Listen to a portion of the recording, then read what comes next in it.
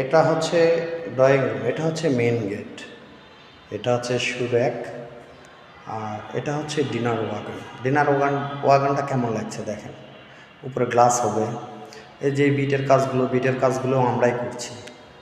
হ্যাঁ, এই যে দরজাগুলো দেখেন, দরজা, পর্দার র্যাক, এসব কাজ আমাদের হাতেই হয়েছে। এটা ডিনার ওয়াগনটা দেখেন, অনেক সুন্দর লাগতেছে ডিনার ওয়াগনটা। একবার হোয়াইট ম্যাথ করা আছে, ভিতরে সিনথেটিকের কিছু কাজ করছি আমি। আর এটা হচ্ছে টিভি ক্যাবিনেট।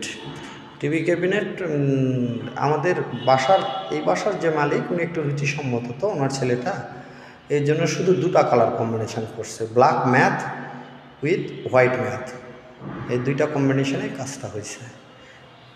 এই ড্রয়িং রুমটা অনেক বড়, বুঝছেন। এই যে পর্দাটা এক, তারপরে এই যে বিডের কাজগুলো, এই কাজগুলো সব আমরাই নিজে হাতে করছি